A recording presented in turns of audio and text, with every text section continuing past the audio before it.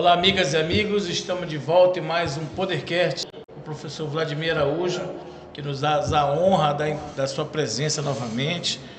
E vamos aqui tocar um pouco de tudo neste tempo que nós temos aqui no Podercast, o único programa exibido na TV e em todas as plataformas, tanto do Podercast quanto do portal Estado do Pará Online, o primeiro e único programa multitelas do Estado. Hoje está aqui contigo, participando desse teu belíssimo trabalho de comunicação, de levar conteúdo, de distribuir conteúdo sobre os diversos assuntos e, sobretudo, um conteúdo com mais qualidade sobre a política e a vida social no Estado. Eu te acompanho, acho belíssimo o teu trabalho e me sinto extremamente honrado de estar aqui contigo e com os teus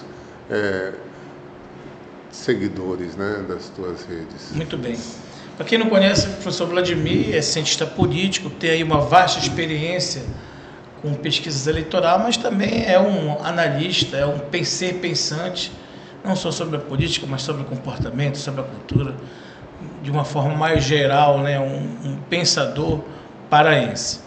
E por isso, dada essa apresentação, eu gostaria de te perguntar, Vladimir, como é que está o mundo hoje? Como é que a tua cabeça como cientista político amazônico, como é que tu percebes hoje as relações políticas e econômicas no desenrolar do mundo hoje?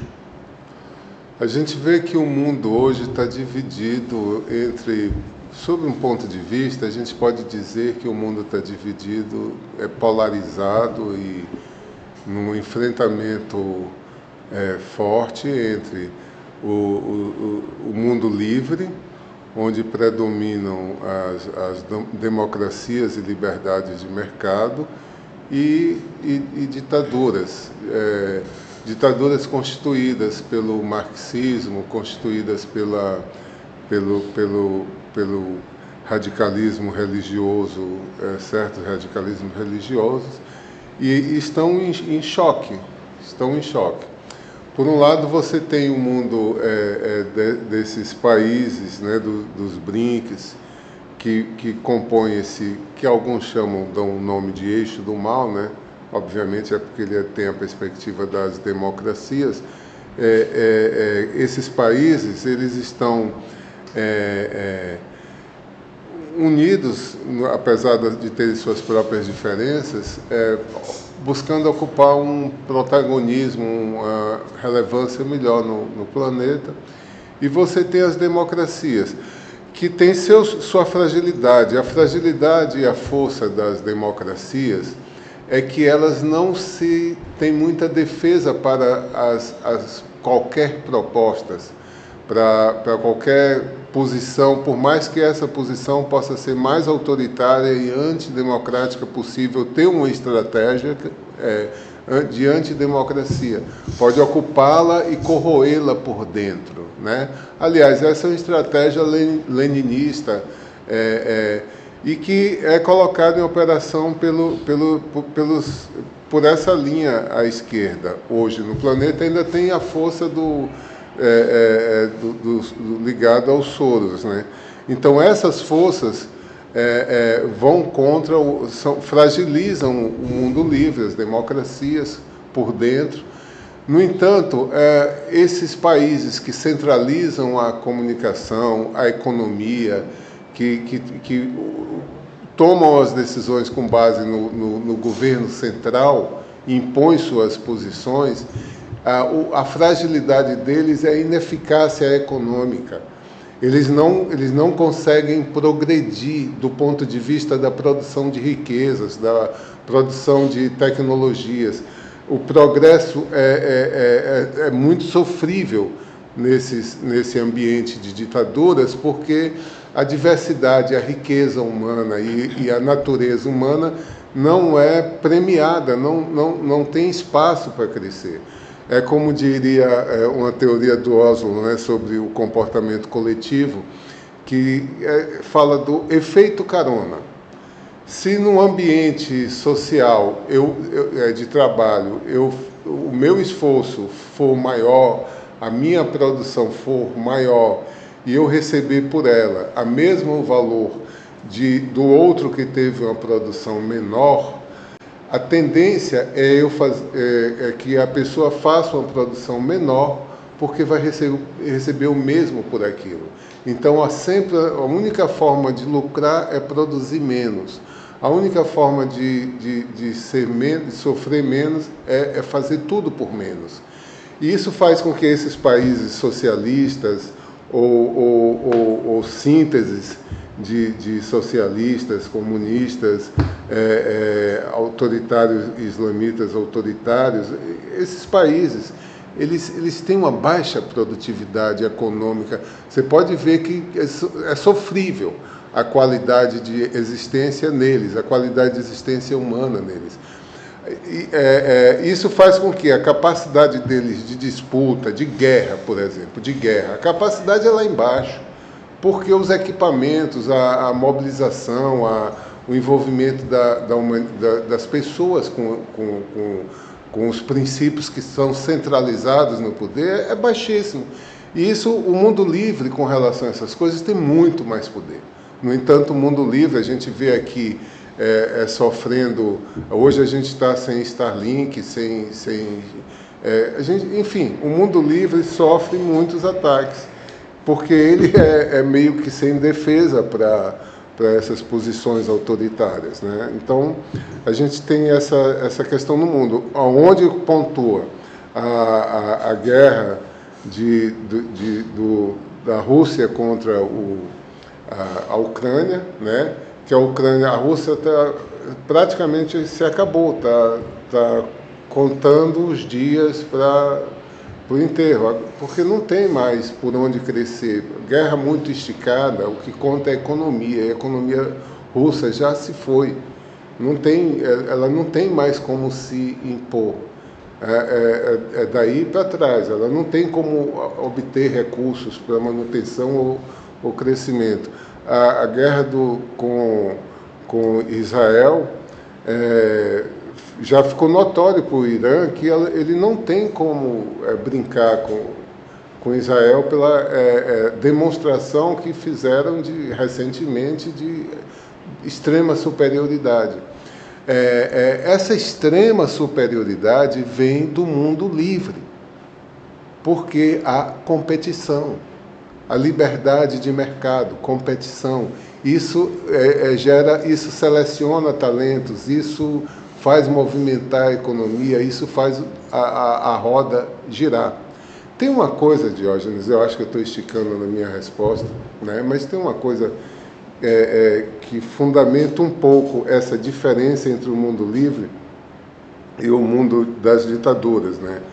O mundo livre, por exemplo, ele inicia propriamente, ele tem um marco de início dele que é a construção da democracia americana, com aquele livro resumido pelos próprios autores naquele livro O Federalista, onde pela primeira vez a humanidade organiza um conjunto de poderes para se autogerir através do modelo de democracia com equilíbrio de poderes. A primeira vez você tinha um bocado de monarquias esparramadas pela Europa, e foi ali na América do Norte que a humanidade fez isso pela primeira vez. O que acontece é que o povo do mundo livre, a filosofia que rege o mundo livre, é uma filosofia que interage com o mundo real. Até nesse livro, O Federalista, se você olhar, toda a discussão é uma discussão sobre o homem real, o mundo real, as necessidades práticas, o que se tem a fazer, tudo do mundo real. Se você olhar nos eixos das ditaduras, tu vais ver que, por exemplo, os marxistas, por exemplo, eles são... A maioria deles se baseiam muito no erro até do Engels, que falava de uma espécie de comunismo primitivo, de um mundo perfeito. Então, basicamente, esse universo dessa ideologia, ela tem como fundamento para criticar o mundo real, um mundo que só existe na cabeça, um mundo que não critica nada da realidade com base na discussão da realidade. O cerne é discutir a realidade, comparando a realidade com o ideal que ele tem na cabeça dele, mas que não é só na cabeça, é uma abstração só na cabeça, não é uma discussão do mundo real. Por isso que eles erram tanto nos resultados que geram, na percepção da realidade, na capacidade de produzir qualidade de vida, produzir felicidade nos ambientes que eles dominam. Além de que, na própria história, a corrupção, né, que desde os 10 mandamentos já é um marco que acaba se ocupando desses partidos, dessas organizações, e acaba, né, a ideologia, os ideais que estão por trás delas, acaba sendo muitas vezes secundarizadas, porque os líderes acabam ficando extremamente ricos, né? Eu estava assistindo outro dia uma entrevista no Poder 360, que é um programa de entrevistas do canal CNN Brasil, né? E eles estavam entrevistando um cientista político norte-americano, que ele tocou um pouco sobre esse ponto que tu falas, sobre a fragilidade das democracias. E ele reportava aquele episódio da invasão do Senado americano por seguidores de Donald Trump, logo depois do resultado das eleições, que decretou a sua derrota. E ele diz o seguinte, que lá nos Estados Unidos, logo após o resultado das urnas, o Trump incentivou a sociedade americana a não aceitar o resultado das eleições, dizendo que as eleições tinham sido fraudadas.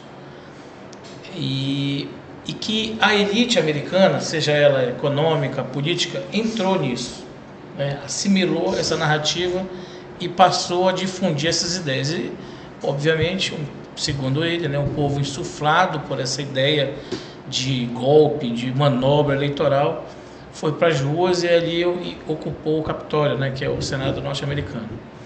Ele diz, comparando ao Brasil, o Brasil está muito mais maduro, né, porque não aceitou a narrativa do Bolsonaro, que também utilizou-se desse expediente de dizer que as urnas tinham sido fraudadas, as eleições tinham sido fraudadas, e que ele teria tido a vitória, não Lula. Então, ele usa como exemplo os líderes da direita, dos partidos de direita, todos os líderes das instituições, do Senado, da Câmara, da OAB, do Ministério Público Eleitoral, do STF, ou seja, todas as instituições brasileiras, né, chancelaram a vitória do Lula. Lá nos Estados Unidos, não. A elite política, a elite econômica não foi. Inclusive, ele cita a própria Fiesp, que também emitiu nota logo depois da vitória do Lula. E várias lideranças do Congresso e da Câmara aqui no Brasil reconheceram. Olha, felizmente, né, o Lula ganhou, agora vamos para a oposição.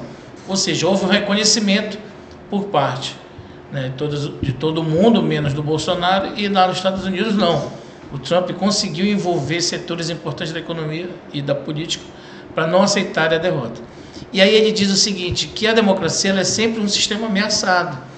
E por que ela é ameaçada? Porque pequenos grupos, ou às vezes grandes corporações, conseguem, por estarem em um ambiente democrático, propagarem suas ideias, né? Venderem suas ideias, e agora com o advento da internet, com mais facilidade, e arregimentar militância para isso, pessoas que ecoam esses ideais e que podem, às vezes, dar golpes, ou então, né, promover insurgência, promover processos de desordem, entre aspas, desordem social.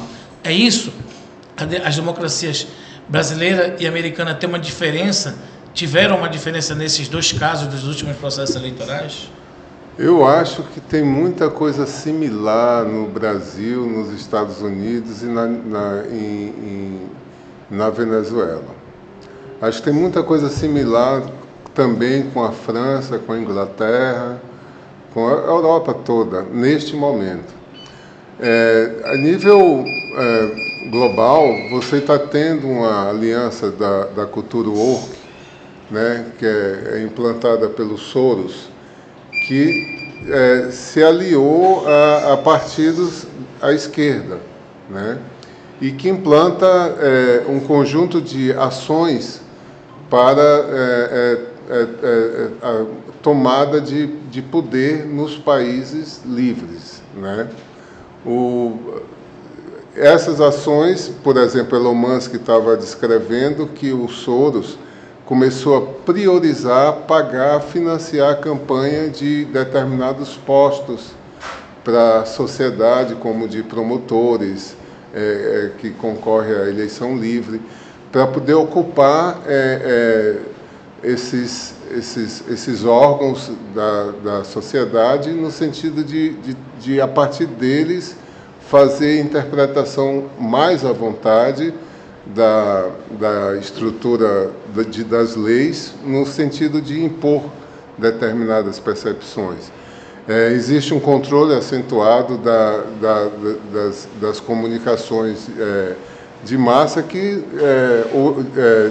centralizadas, que hoje perdem muita força por causa da internet, da liberdade dos indivíduos, né, de falar.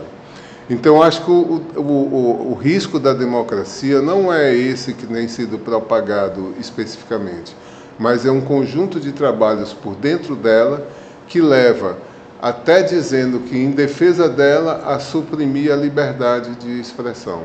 Ora, eu sou pesquisador, acompanhei as eleições para presidente e sei que o resultado que saiu nas urnas foram compatíveis com o que existia no eleitorado, e até entendi o porquê. Mas naquele processo houve uma ofensa à liberdade quando, pelo que está sendo visto aí na Folha de São Paulo, cotidianamente, né, pelos arquivos, que você suprimiu a liberdade de um setor que competia à eleição de se expressar, né, criando um favorecimento, uma facilitação na comunicação para o outro setor e atrapalhando um. Então, eu acho que a gente está vivendo uma turbulência substancial, né? Substancial, e não é essa turbulência aparente que passa na Globo, né? Eu sinceramente acho que aquelas pessoas que estavam ali no 8 de janeiro, aquilo passa longe de ser uma ameaça de golpe. É meio sem sentido. Pessoas sem arma, sem articulação da golpe, bastar sei lá, aquele núcleozinho de força militar que teve ali, botou todo mundo na cadeia. Pelo pouco que eu vim acumulando de informações sobre isso, há juristas, inclusive entrevistado pela Globo News, que esse é o nome dele, está sendo muito divulgado a posição dele, que acha que existe um exagero do ministro Alexandre de Moraes em envolver a Starlink dentro de uma questão que envolve uma outra empresa, né, que é a Rede X. Ou seja, a Starlink não tem nada a ver, em tese, a não ser o dono, né, o dono das duas empresas, no que a desobediência colocada como da rede social. E que isso, de certa forma, coloca em xeque aqui, ameaça muitos usuários. Parece que, nesse caso, o Alexandre de Moraes deu um recuo, né? Já não está mais impedindo, não ameaçou, digamos assim, suspender o serviço da Starlink, não é isso? Há uma questão implícita e focada no X, né? Pelo menos é o que eu acumulei até aqui. Mas eu acho que tem uma coisa que tu consegue, de certa forma, te expressar de uma forma mais... fazendo um contraponto, né? Tu és hoje um crítico muito forte à esquerda, né, Ivolanes? Mesmo tendo uma origem dentro da esquerda, né? Fala um pouco pra gente, esse teu posicionamento, ele é oriundo da vivência prática, do que não deu certo do socialismo utópico? Ele veio primeiro da vivência teórica, porque eu tinha lido, estudado todos os livros do Lenin, do Marx, o Capital, até o livro do Stalin, do Trotsky.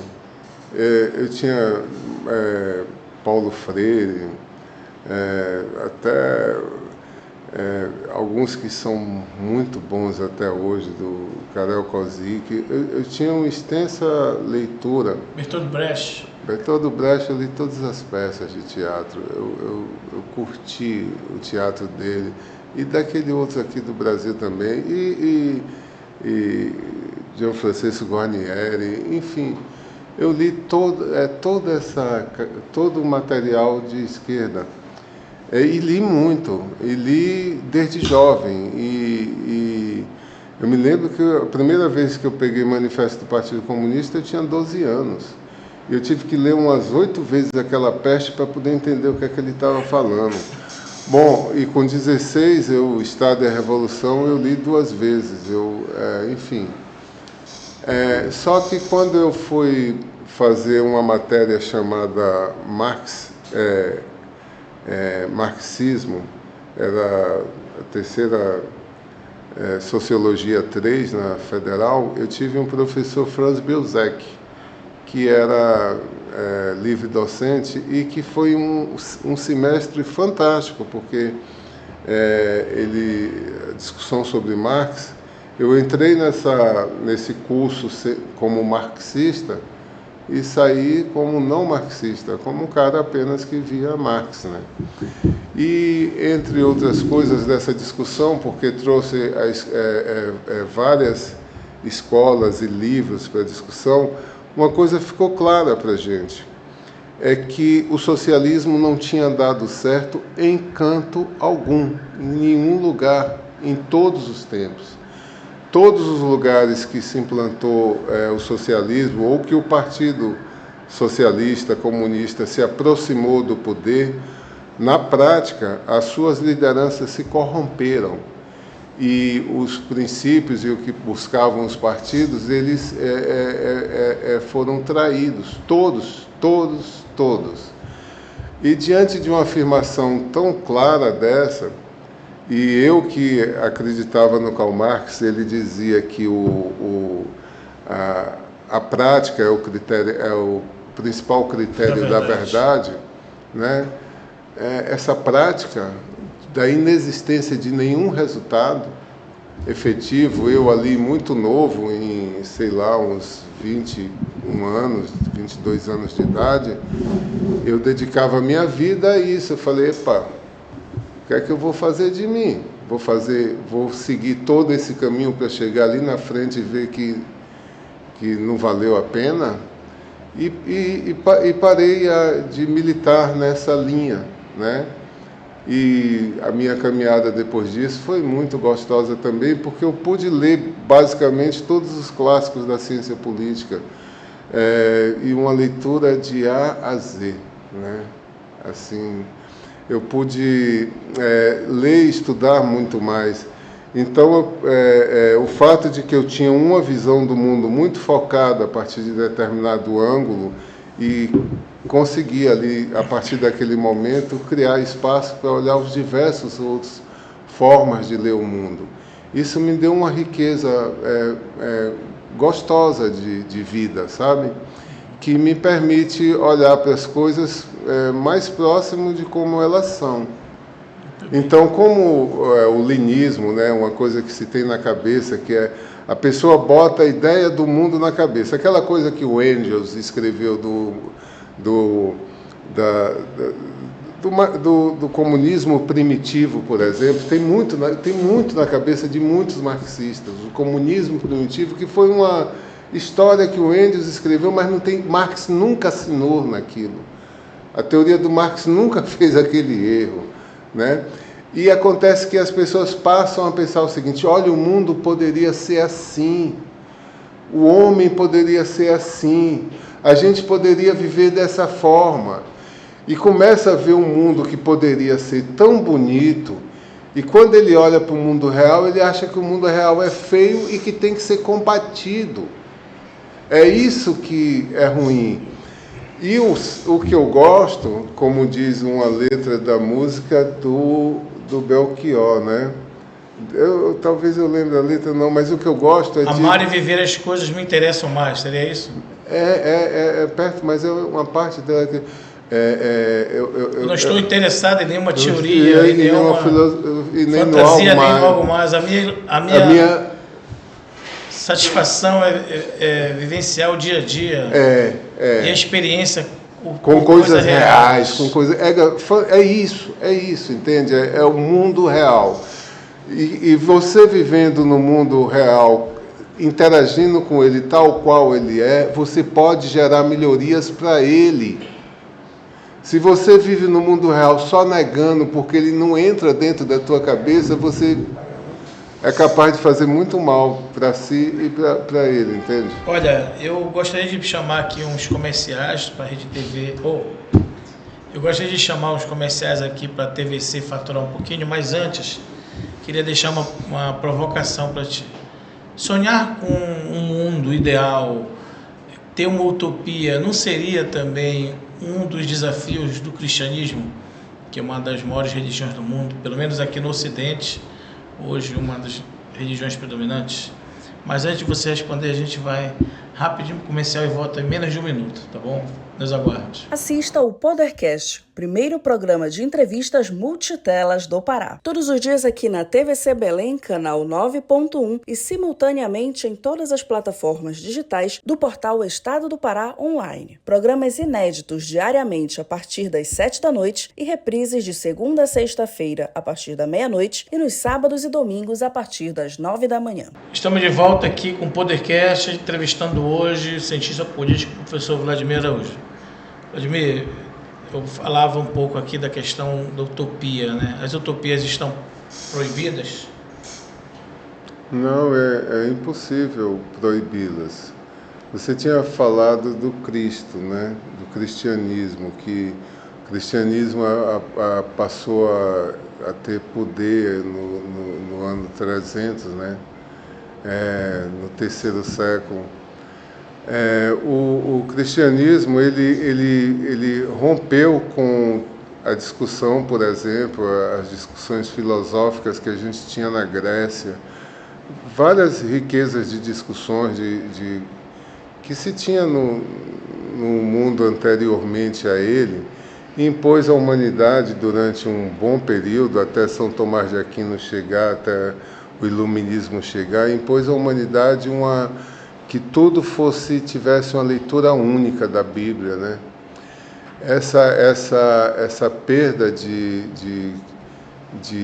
debate sobre a diversidade, essa proibição do pensamento fora do ditame da Bíblia cristã, foi uma coisa prejudicial para a discussão humana, para o desenvolvimento humano, mas o cristianismo fez um imenso bem para a humanidade, porque você não tinha parâmetros de valor, parâmetros éticos. Antes disso, era normal matar uns os outros.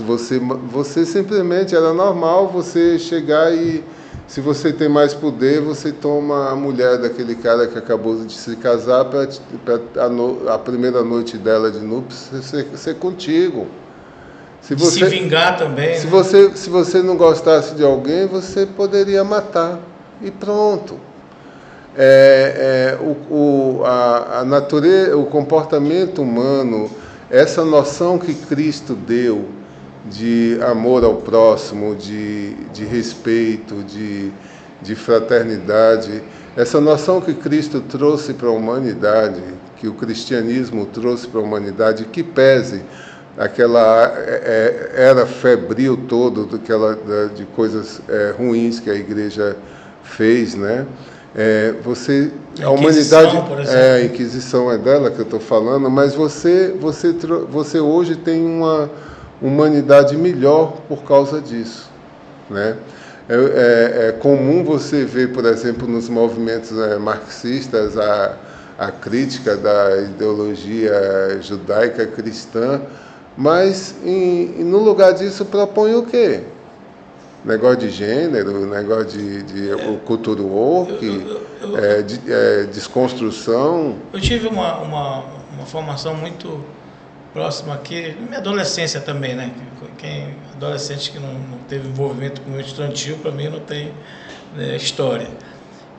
E era uma proximidade muito com a teoria dos anarquistas que vieram para cá, para o Brasil, ali pelo século XV, mais ou menos, e tal, né? E que, de certa forma, influenciou muito o mundo sindical, né? Porque os anarquistas na Europa, sobretudo na União Soviética, desde 17, eles foram muito perseguidos também. foram perseguidos na Rússia, na União Soviética, foram perseguidos na Alemanha nazista, em outros países que, inclusive, tinham ali sobre o vestal do socialismo, né?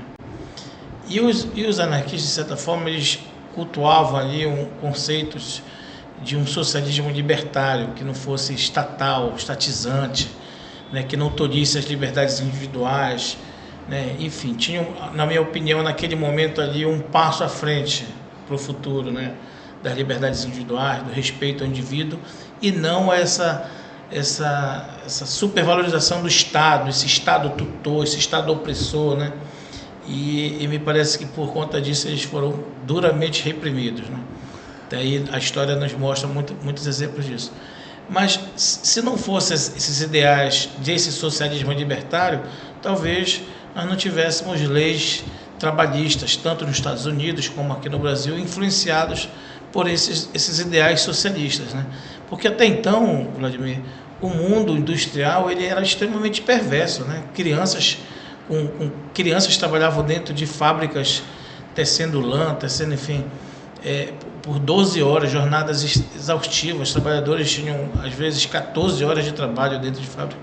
E será que não foram esses ideais socialistas que trouxeram um certo equilíbrio dentro desse mundo capitalista? Porque o capitalismo, enquanto sistema, também ele está todo tempo se aperfeiçoando e, ao mesmo tempo, ele não consegue trazer o prometido bem-estar social. Ele também não consegue trazer essa justiça, né, social, como alguns propagam, né? A dinâmica da humanidade é interessante. Ela, como a gente viu ainda há pouco, o cristianismo atrapalhou um pouco as discussões que tinha desenvolvido antes dele na humanidade, mas gerou valores e noções riquíssimas para a qualidade da humanidade hoje. Você tem esses fatores. Agora, esses anarquistas aí daquele tempo, Diógenes, quando a gente estudava no movimento estudantil, hoje eles, na verdade, eles estão ganhando poder. Assim, ainda não ganharam poder, mas estão ganhando corações e mentes, que são os libertários. Eles hoje se dizem libertários, usam esse termo, e você tem uma adesão maciça de humanidade em torno deles, até o presidente da Argentina, né? E a lógica de funcionamento deles é uma lógica que tem consistência, né? Se você olhar o posicionamento, toda vez que eu olho um posicionamento do libertário, eu percebo uma consistência interessante. Eu acho que essa turma aí de anarquistas não morreu, ele evoluiu e talvez seja uma coisa importante para a humanidade no próximo tempo. Se você pegar, eu estava vendo um negócio simples que o cara estava falando, o Peter, o nome dele simples que ele estava falando, que a justiça melhor, justiça só existe se ela não for estatal. A justiça estatal, ela não funciona direito. Discutindo até essa corrupção, essa que a Folha apontou, que no Poder Judiciário, de palestras e tal, ele discutindo isso, que a justiça privada funciona melhor, porque o tribunal privado, as duas partes escolhem o tribunal. Se o tribunal tem aspecto de seriedade, ou seja, se ele é bem conceituado no mercado, as pessoas vão de boa trabalhar com eles. As pessoas não precisam se submeter a tribunais que elas não aprovem, né? Tem um bocado de lógica assim que é interessante hoje em dia disso. Eu até usaria como exemplo, hoje nós temos a direita brasileira, inclusive não só a direita brasileira, mas isso, o Elon Musk mostra que isso já até ultrapassou as fronteiras do Brasil, né? Parlamentares americanos já se manifestam contra o Alexandre de Moraes, né? E eu lembro que até um dia desse, a esquerda brasileira também fazia duras críticas a Alexandre de Moraes. A presidente do PT, né, Gleisi Hoffmann, sempre foi uma crítica muito contundente, né, o que a esquerda chamava até um dia desse como ditadura de toga, né? Então, as decisões do Supremo que eram, de certa forma, incomodavam a esquerda, isso, né, trazia muito incômodo na esquerda.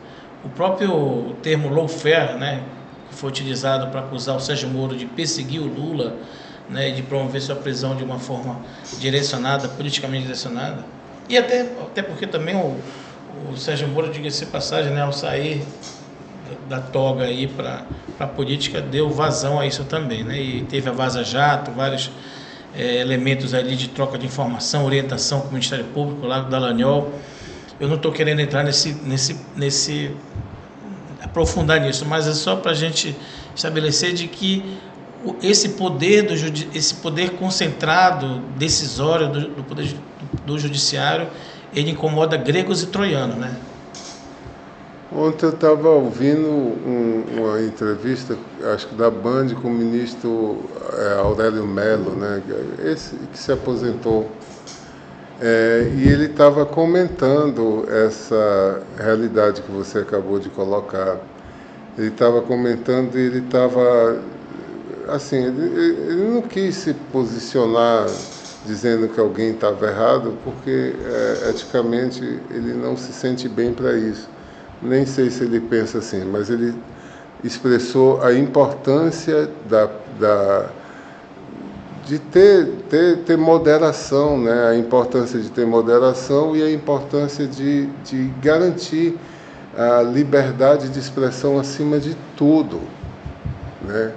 A pessoa não pode ter medo de falar. E isso eu acho que ele estava repleto de razão, mas como eu te disse, eu não quero discutir esse assunto, porque tem muitos especialistas bons que estão promovendo esse debate agora e eu estou mais como espectador. Tá. Então vamos falar de um assunto que tu és protagonista. Tu és hoje um dos digamos, diretores de instituto de pesquisa que realiza pesquisa no Pará. Não precisa dizer onde, mas de acordo com o que tu estás avaliando até agora, o governador consegue eleger os 100 prefeitos? O nível de reeleição dos atuais prefeitos é maior do que de reprovação? Como é que está as pesquisas que tu tens feito e a tua análise sobre outros municípios, principalmente dos principais municípios aqui do Pará: Santarém, Paraupebas, Marabá, Belém, Ananindeua, enfim? Muitas das campanhas já estão praticamente definidas, os resultados. Muitos resultados estão praticamente definidos pela impossibilidade dos atores que estão disputando produzirem coisas novas no teatro da disputa. Por exemplo? Eu tenho dificuldade de dar o exemplo concreto porque... Belém. Como eu te disse, né? Mas deixa só, eu tenho dificuldade porque eu dou consultoria para muitas candidaturas em muitos municípios. Então, e como tudo isso é estratégico, eu não... Claro. Não, mas eu posso comentar um pouco de Belém. Belém, como eu tinha dito no programa anterior, você tem aqui o protagonismo da questão nacional, do que chamam de bolsonarismo, você tem o protagonismo do governador, você tem a rejeição do prefeito, e pessoas que se situam em torno dessas posições, e, portanto, a votação do eleitor estaria em torno dessas pessoas por julgar que elas estão próximas dessas posições que estavam definindo o voto aqui na cidade. Você tem uma massa de pessoas que não chega a se posicionar por esses fatores nacionais ou do governo ou da rejeição. Essa massa de pessoas que fica muito focada em tentar encontrar algum benefício para si nesse processo eleitoral. Essa massa de pessoas focadas em encontrar algum benefício para si no processo eleitoral, até esse momento, ao meu ver, tende a votar com o governador, por causa da ausência, por dois motivos que eu sinto no processo eleitoral agora. O primeiro é que você não tem o processo de eleição não está produzindo um debate político, um debate como, por exemplo, você tem em São Paulo, né? Você não tem aqui um debate com a dinâmica que atraia e que faça o eleitor perceber quem é que está na disputa, quem são as pessoas, que coloque a alma de cada um às claras, né, para que o eleitor possa ver quem são eles, né? Você tem as pessoas muito travadas, assim, muito com comportamento muito, entre parênteses, educado. Nesse sentido, o que resta é a perspectiva de resultado para si. Então, a única coisa que você tem no horizonte são as obras que o governo do Estado tem feito, ou iniciado, ou que tem planejado para Belém. Resta, então, apoiar o candidato do governador. Isso nesse momento, entende, Diógenes?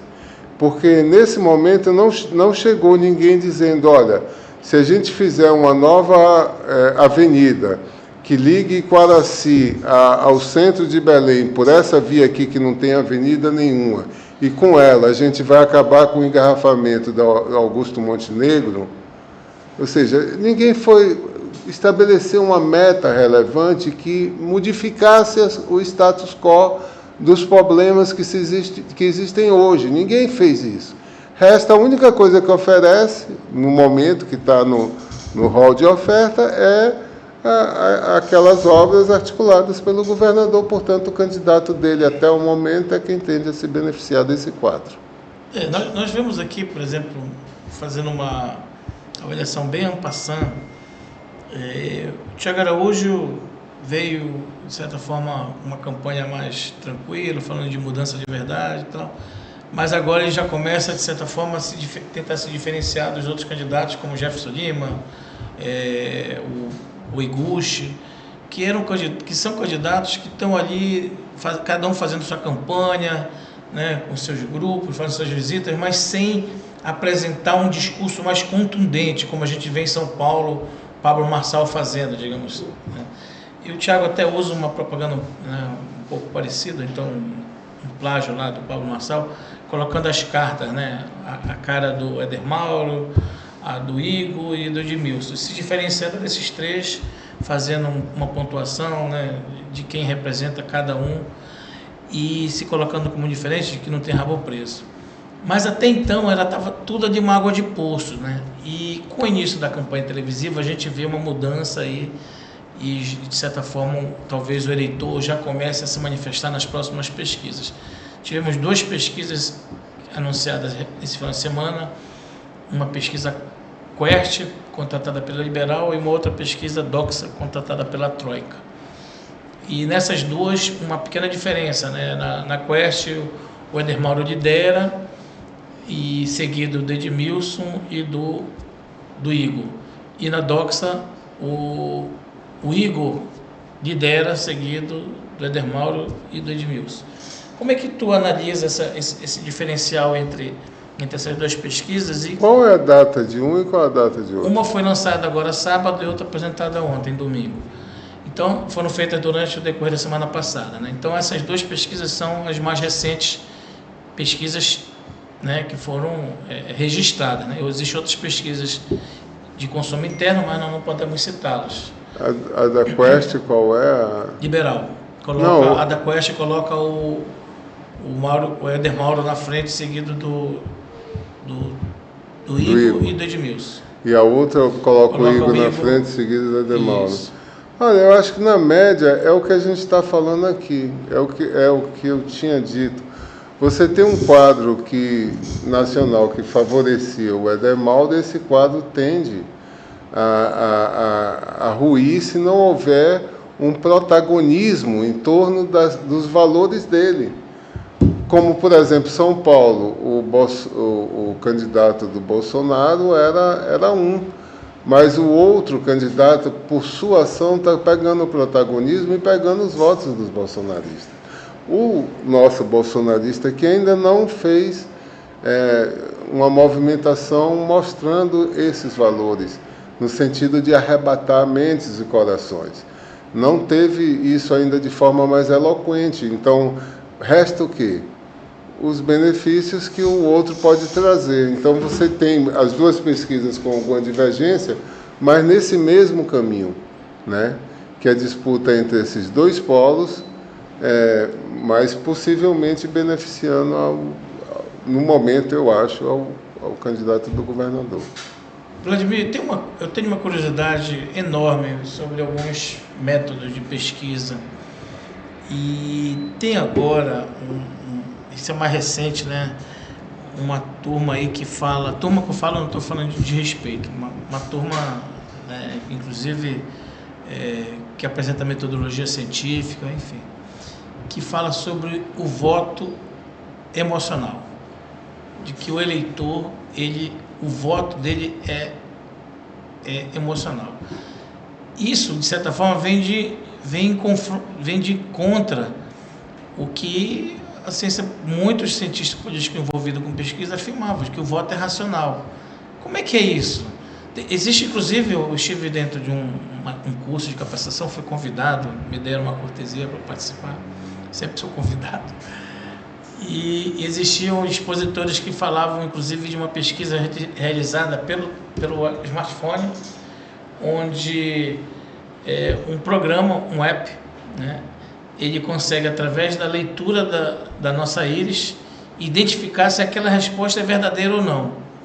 Porque esse conceito de voto, né, essa tese de que o voto é irracional, ele é emocional, não racional, como até então era colocado, ele estabelece o seguinte, que quando você pergunta às vezes sobre um candidato, o eleitor lhe mente, ele não diz realmente o que ele pensa, né? E através das novas tecnologias extremamente avançadas, né, que faz leitura da tua expressão facial, a leitura da tua íris, para identificar se o eleitor realmente está falando a verdade, coloca em xeque aí anos e anos de estudos, né, da ciência política, não é verdade? Na verdade não coloca não. É uma delícia essa sua pergunta. O eleitor, ele toma decisão, nós, seres humanos, tomamos decisões a partir de diversas coisas. Uma parte de nossas decisões vem desse universo da nossa cultura, das coisas que a gente leu, das coisas que nos foi dita, nas coisas que a gente acessa no celular, nas coisas que nos chegam pela TV, pela rádio. Essas informações do mundo de hoje, da nossa cultura, elas incidem sobre nossas decisões, mas elas incidem relativamente pouco. Existe no nosso processo decisório de comportamento, por exemplo, o que chamam de cérebro reptiliano, que faz com que a gente tenha determinadas condutas com base no nosso aprendizado de milhares de anos atrás. Assim como você tem a inteligência de uma aranha que vai lá e tece aquela teia que parece uma obra de arte, só que aquela aranha, ela não teve escola, ela não leu livro, não teve professor, ela não sentou na cadeira para aprender a fazer aquela teia, entende? E esse tipo de inteligência nós trazemos conosco. Por exemplo, esse tipo de inteligência que nos faz o efeito manada. O efeito manada vem desse aprendizado lá dos homens das cavernas, entende? Lá de trás. E está aqui com a gente hoje. Existe a decisão racional feita no cálculo, né, sobre o que eu ganho ou o que eu deixo de ganhar com essa ou aquela eleição. Aí a pergunta é sobre o voto racional. Primeira pergunta, voto racional ou voto emocional? Às vezes a comunicação, você é escutado quando você fala com a voz do coração, cara. Tem a pessoa mais humilde, vamos supor, que cresceu num universo com muito pouca conversa, muita pouca fala. Vamos supor, cresceu numa roça, basicamente com a família isolada, e só vai na missa e encontrar outras pessoas no domingo. Não sei se tem gente assim, hoje não, né? Hoje é celular. Mas as pessoas que têm rojão de trabalho muito pesada, como um ajudante de pedreiro que carrega o cimento, bate a massa, Quer dizer, é aquela rotina muito pesada. Ele sai cedo, faz aquela rotina e volta para casa à noite. As pessoas não têm muito jogo com abstração, abstrair, né? Pegar uma ideia daqui, processar acolá, abstração. Abstração é uma coisa que se desenvolve quando lê livros. Abstração é uma coisa que se desenvolve estudando. Abstração é uma coisa que se desenvolve vendo arte. Então, as pessoas que têm pouco acesso, que têm pouco exercício... Os bens culturais, de criatividade... isso gera abstração. A capacidade de abstrair. A pessoa que na sua vida, na sua rotina, não carece de abstração para poder se sustentar, ela acaba não entendendo muitas conversas desse universo da política. E é o coração dela que vai dizer para ela o que é que está sendo certo e o que está sendo errado. Pois é, mas olha só... Então, aí você tem a necessidade dele, ele sabe, mas como acessar a informação de que a minha necessidade condiz com aquilo, aí vem a linguagem do coração. Por isso que a questão emocional alcança o eleitor e gera decisão. Mas, assim... O eleitor não se comporta, o eleitor é um ser social, certo? Ele não se comporta, a gente não pode imaginar o eleitor como se todos fossem a mesma coisa. Tem, por exemplo, decisões que vêm do seu aspecto psicológico, do seu componente, do momento da sua categoria social. O eleitor, só para teres uma noção, eu fiz uma medida... recentemente em Macapá, e perguntei assim, prefere Lula ou Bolsonaro? E o resultado que veio, quando eu cruzei por sexo, por renda, o resultado que veio é que a ocupação, as pessoas que são assalariadas ou que estão em busca de trabalho, que estão no mercado de trabalho, que são homens, que são adultos, eram lá mais bolsonaristas, por causa da ideia da liberdade de mercado e desenvolvimento de mercado. E as pessoas que eram mais lulistas eram as pessoas, mulheres com menor idade, quer dizer, pessoas que são estudantes, que são aposentados. Você tinha um ambiente de pessoas que na sua família, em todas as famílias, são aquelas pessoas que a gente chama, são mais dependentes do provedor. E as pessoas mais próximas de provedor, esse fato de ser o provedor ou o provido na família, gera um pouco de decisão de voto, por causa da leitura que se tem a partir disso. Então, essa discussão do voto é muito complexa, e ela alcança as pessoas, ainda tem um filtro especial, que é os formadores de opinião. E eu te digo formador de opinião, não formador de opinião como dizem aí no senso comum de jornalistas, professores, influencers, não é disso que eu falo. Formador de opinião é um bicho, na humanidade, é uma pessoa que existe em todas as famílias, em todas as categorias, em todas as reuniões profissionais, em tudo quanto é lugar. São pessoas que se ligam nessas notícias e na informação do que está acontecendo com o mundo. É provável que eu acerte em te falar, tu tem um filho lá que vai conversar contigo e vai te perguntar em quem votar. E daqui até lá ele só vai conversar contigo sobre a bola, sobre a balada, sobre certas coisas que não tem nada a ver com a política. Por quê? Porque ele sabe que vai chegar contigo e perguntar em quem votar na hora. Então, uma massa, a maior parte da massa dos humanos são assim. E uma parte substancial, é menor, mas substancial, são formadores de opinião. E esses formadores de opinião é que travam o debate político, né? Então, isso é importante para entender, porque eles estão mais abertos a entender o que está acontecendo, ao que está sendo... Esse pessoal está extremamente ligado entre o primeiro programa de TV e o penúltimo, entre o segundo programa de TV e o último, só esse pessoal basicamente assiste os programas de TV. Então, eles estão formando a opinião a partir do que eles estão conseguindo ver, né? E uma outra massa vai formar em seguida com eles. Essa dinâmica é muito interessante, por isso a linguagem, a proposta racional, o eleitor não lê, cara. Eu não sei se eu me estendo muito na minha fala. Mas nós podemos ser um pouco mais objetivos a partir de uma pergunta também muito objetiva. Uma candidatura, vamos colocar aqui a disputa do Éder Mauro versus Edmilson. O Edmilson vende de que ele passou um tempão com problemas, enfrentou a pandemia, enfrentou o governo Bolsonaro, que segundo ele, né, não ajudou o município, não ajudou a gestão municipal.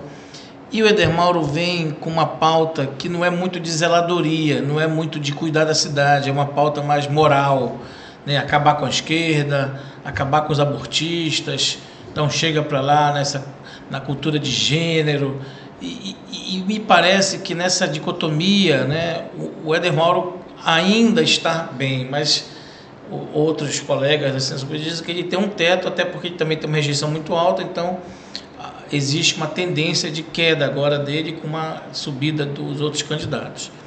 Num outro cenário onde nós podemos confrontar Igor Normando com Edmilson, o Igor tem, como tu mesmo disseste, tem mais entregas, né? Tem no lado pragmático da zeladoria, ele tem como apresentar para o eleitor isso: olha, eu sou, né, o candidato do governador e nós vamos colocar aqui, pelo menos a narrativa dele, vamos colocar aqui Belém no mesmo nível de crescimento, no mesmo ritmo, é o termo que ele está usando, no mesmo ritmo do governo do Estado. Colocar a prefeitura no mesmo ritmo do Estado, colocando assim para si essa aprovação que a gestão Helder Barbalho tem, né? Os outros, com exceção do Thiago, que vem com esse negócio da mudança de verdade, eu já não quero nem comentar, que é o caso dos outros candidatos. Porque eu acho que esses são os players, né, nessa disputa, nesse primeiro turno, até agora, né? Então, o que o eleitor vai preferir? E quando eu digo eleitor, é a maioria, né? Nós estamos num processo democrático, é a maioria que leva. Ele vai preferir esse debate mais moral, mais que faz esse enfrentamento esquerda-direita, ou ele vai decidir para saber se a rua dele, se vai ter emprego, se vai ter, se as pessoas vão ter condição de melhorar a sua condição de vida? Engraçado isso, porque na verdade o que vai gerar o que ele vai preferir é o que melhor se apresentar.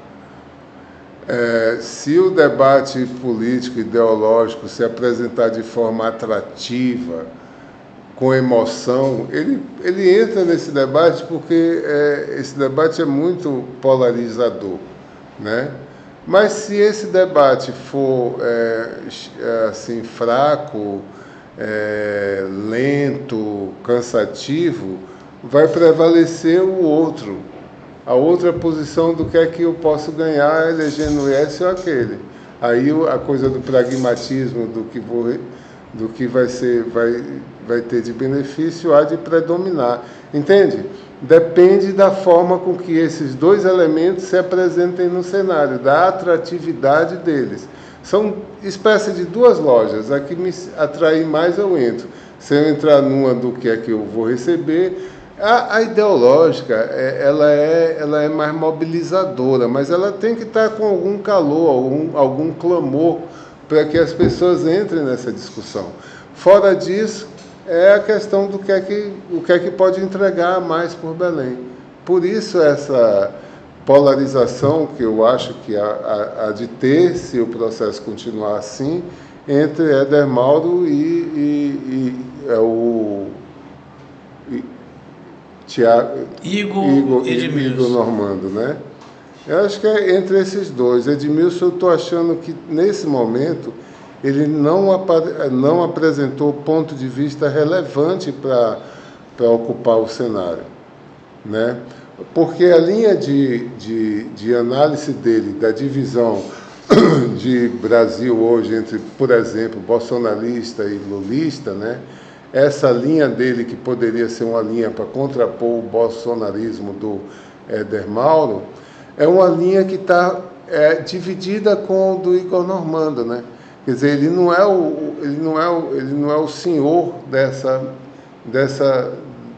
desse ponto de vista ideológico sozinho. Isso está pulverizado, né?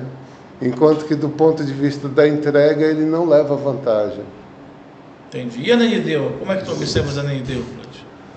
A Ananideu, o que eu sinto é a vitória do Dr. Daniel, mas eu não tenho assim elementos para tratar, porque é sensação. Eu moro em Ananideu, aí converso com as pessoas, vejo os embates. Toda vez que o Dr. Daniel sofreu alguma repressão, a reação que eu vi por onde andei foi das pessoas ficarem mais a favor dele, né?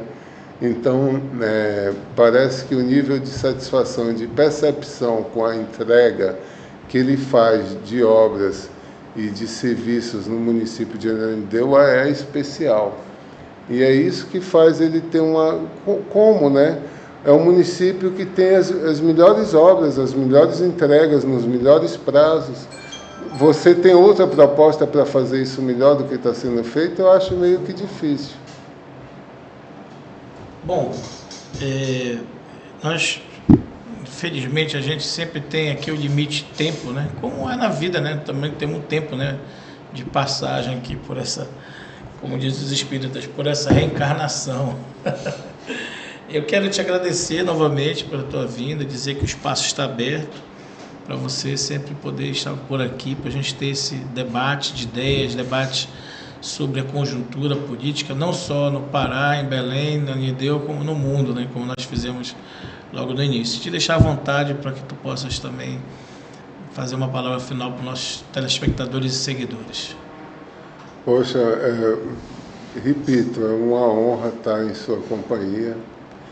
E a vocês que nos escutam e nos veem, é um prazer estar aqui com o Diógenes, tentando dar uma colaboração, tentando mostrar certos pontos de vista sobre o mundo que a gente vive, sobre a nossa vida, o mundo que a gente faz a cada dia com a nossa vida, né? Obrigado por estar nos ouvindo, vendo, e é isso, viu, Diógenes? Muito bem. Esse aqui foi mais um Podercast, sempre com um convidado especial.